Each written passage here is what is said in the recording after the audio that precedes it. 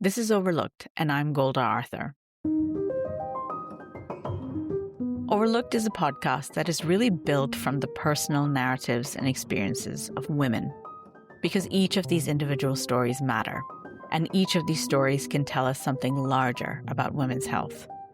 This episode features stories from First Person Health. It's a workshop which teaches people to tell the story of what happened to them, how their health, their bodies, and their lives changed from an illness, a diagnosis, or a life event.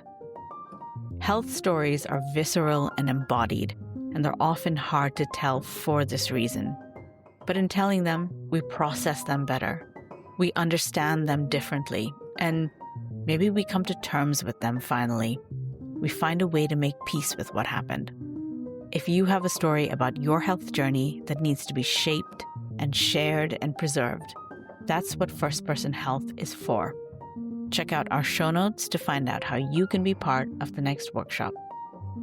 For this episode, let's start with hearing a story from Patsy Day.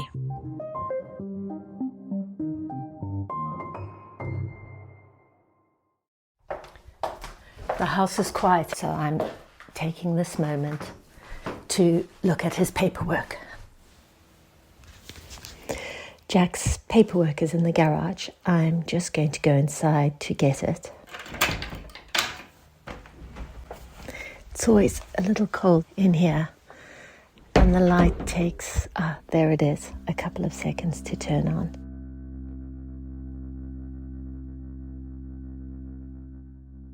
The garage is, as you'd expect, the tumble dryer is stacked on top of the washing machine. There's a pile of bags. I sort of have to step over my holiday bag. Let's see. Ooh, okay. There's my box of paperwork. I'm looking in particular for the letter with the autopsy results.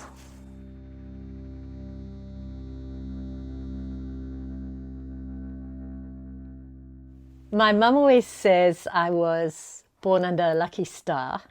When I was a kid, I entered a competition and won a car. And I wasn't actually old enough to enter the competition myself, so I entered my sister's name. But those kind of things just seemed to happen to me. And I had this innate belief that everything would just kind of work out as it should.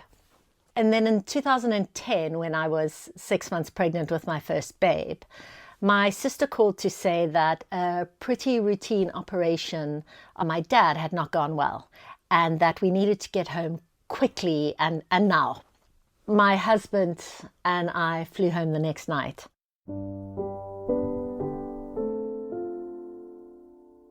My dad didn't make it, but I did get a chance to say goodbye.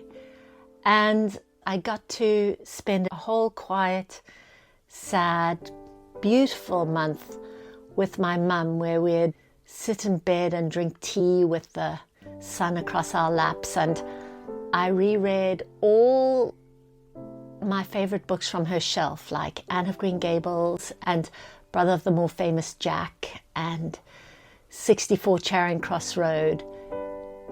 It had been a decade or so since I'd last been able to spend that kind of time with her. And while my father's death was shocking and unexpected, our growing babe was just such a comfort in the way that new life can be.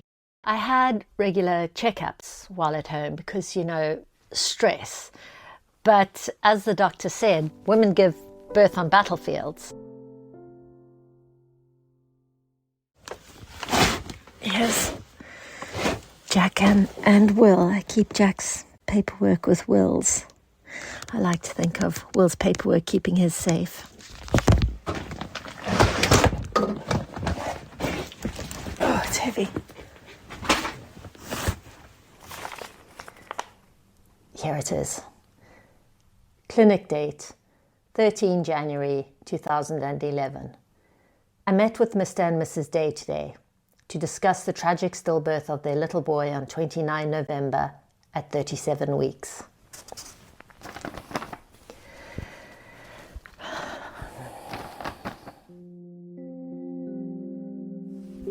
On the last Sunday in November, when I was 37 weeks pregnant, Will and I were out shopping for a pram, and the hospital called to say that an appointment had opened up for our final checkup.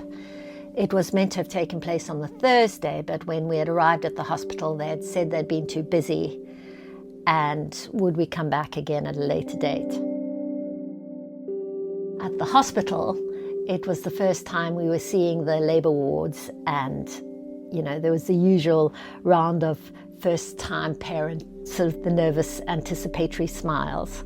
And the midwife measured my girth, and then I hopped on the bed for the ultrasound. And the midwife said, "Sorry, the gel is always cold." And then she listened for a bit, and then she nipped out the room and returned with a second, more senior midwife. This had been Mrs. Day's first pregnancy, and it had proceeded without complication. On the Sunday, unfortunately, a fetal heart could not be picked up, and ultrasound confirmed that he had sadly died.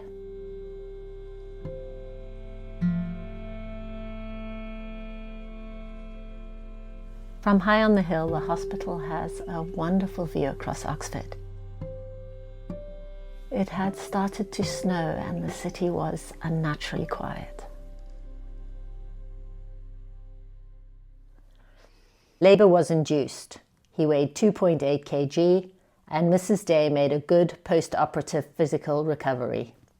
Extensive investigation has shown no clear cause, in that the post-mortem was normal and her autoimmune, thrombophilia and liver function, renal function, thyroid function are all normal, and her bile acid level is also normal. The little boy was on the 53rd centile, customized for constitutional determinants of birth weight, and therefore there was no evidence of placental insufficiency. There was also no maternal preeclampsia.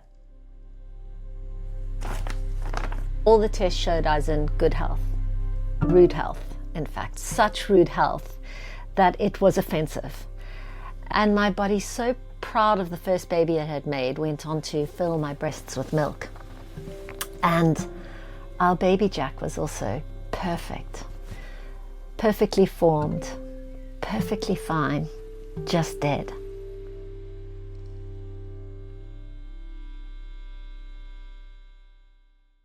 We are therefore left with an unexplained antepartum stillbirth. And statistically, this is better than if we are clearly finding a cause, because the latter would have a significant recurrence rate. They have had a very difficult time and appear to be coping extremely well. I've suggested they do not wait longer than a year, but not less than 6 months. And I will be very happy to see them after the 12-week scan in the ultrasound department here. With best wishes, yours sincerely. There was no reason why we couldn't go on to have a live baby. See how lucky I am.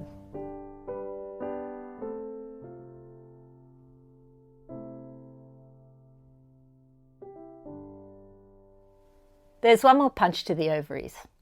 Remember that Thursday hospital appointment where we attended, but they were too busy? Not enough resources meant we were sent home without being seen. Later, the consultant, unaware of that appointment, casually said, "If you had come in on the Thursday, perhaps we could have saved him." Jack was stillborn along with 4,109 other babies in 2010. Since then, the rate has fallen, but progress has stalled and 8 babies are stillborn every day in the UK, with Asian and black babies twice as likely to be stillborn than white ones. Only 2% of all health research funding goes to maternal health. Clinical research in pregnancy is genuinely complex and difficult, but the underfunding of stillbirth research is also a political choice. And it's no coincidence that it is a choice that has been made repeatedly about women's health. Without political will, research, and money, we can't change what lucky looks like.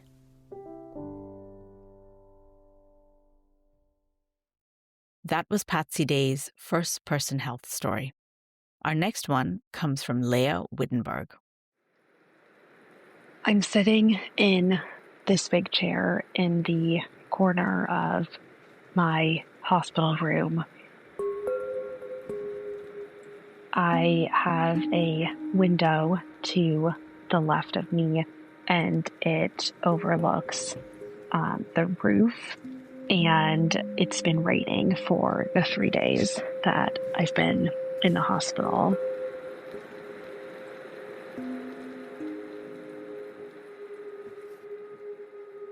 I have a ton of IVs in me. My arms are all bruised from all the IVs these past few days.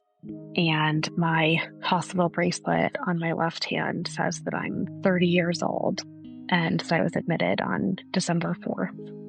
I have this huge tube up my right nostril, down my throat, that goes into my stomach, and it's sucking out all of the contents of my stomach. My mom and partner are in the room, and it's nighttime, and this surgeon comes in, and he tells us that my first emergency surgery 3 days ago didn't work, and that I'm going to need another open abdominal surgery that evening. And I can feel my body just deflate. I feel tears prickling in my eyes for the first time. I feel that lump in your throat that you get when you're trying not to cry.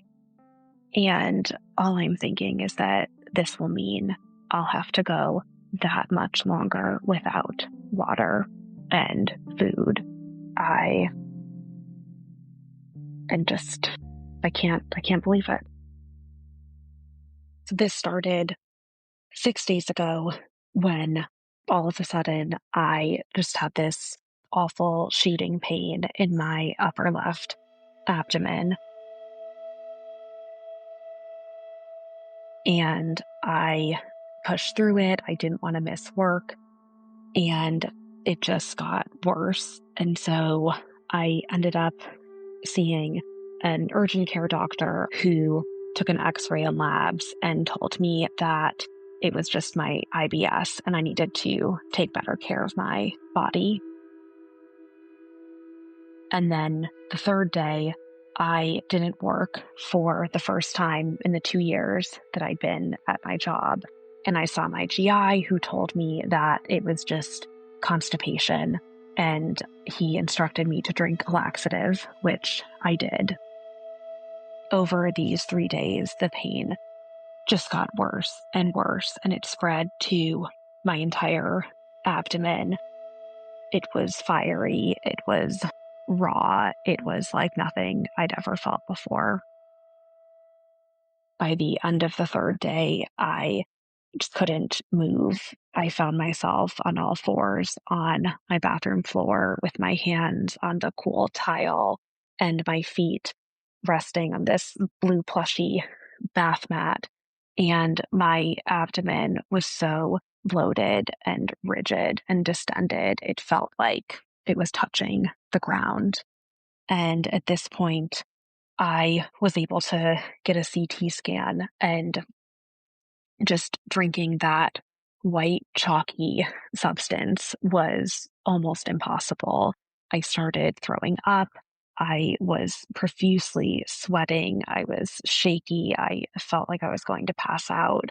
Almost immediately after I did the CT scan, I found out that I had a massive abdominal perforation.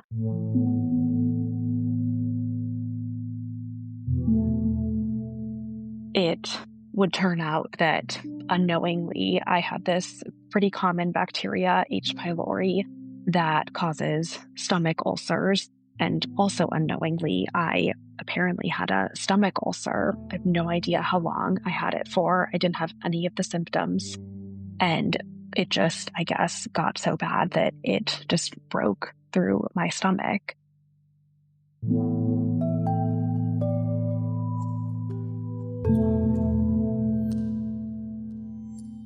And it was super rare. And that is what was happening for those 3 days was stomach acid was leaking out into my abdominal cavity. And there, was so much free air and free fluid in my abdomen that I was in sepsis. I had a mortality rate of maybe more than 70%. I was so close to dying, and I had absolutely no idea. I was just thinking about work. And because I was so sick, the first surgery where they patched this ulcer in my stomach didn't hold. So I ended up having this second surgery on my third day in the hospital, where they took out that part of my stomach and stapled it, and that did luckily work. But I ultimately spent 8 days in the hospital. I had to learn how to eat again, what my body could even handle, how to walk. I could barely walk when I first got out of the hospital. And I spent months and months recovering. This happened to me 1.5 years ago, and I'm physically recovered, but I've spent so much time thinking about, how this has changed me and trying to make meaning from it. And I realized that I had expressed all of this right when I left the hospital. I wrote the following in my journal the day after I got out of the hospital. I have a renewed zest for life. When I was in the hospital, I'd find myself picturing me in the future. And she wasn't a high-powered career woman. I mean, maybe she was that too, but that wasn't her identity. She was in the mountains in a breezy dress that showed her scar. She was dancing. She was happy, content, joyful, free. I'm taking so much from this experience, not caring what others think, truly not caring, wanting to actually live life and not just be in it, seeing the value in marriage and the beauty in soul partnership. It's so much. Those are some of the beautiful light things. And there is so much dark, too. The trauma, it comes back to me last night, even. There is so much to process and to unpack, but there is so much more light than dark.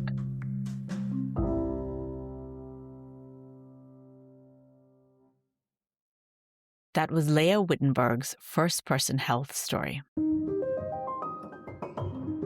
First Person Health is a workshop that gives listeners like you a chance to create immersive, powerful storytelling about women's health, the kind Overlooked is known for, and it's built around your story. That's what you learn in this class, and if you think you're ready to do that and want to learn how to do it in sound, sign up for First Person Health at the link in our episode notes, or drop us an email at hello@overlookedpod.com. Thanks for listening. Overlooked is here for information and empowerment, but not medical advice. Every person's body is unique, so if you have questions, it is best to speak to your doctor or healthcare provider. We're building a community around women's health so that no one is overlooked. If you'd like to be part of it, hit the follow button on this podcast wherever you're listening to this. Or you can show us some love by writing us a review and sharing this episode with someone. Overlooked is written and created by me, Golda Arthur. Jessica Martinez de Hoz is the show's producer. You can stay up to date with the show by signing up for the newsletter and following us on Instagram and LinkedIn. We read every review and email, so write to us, hello@overlookedpod.com. Thanks for listening.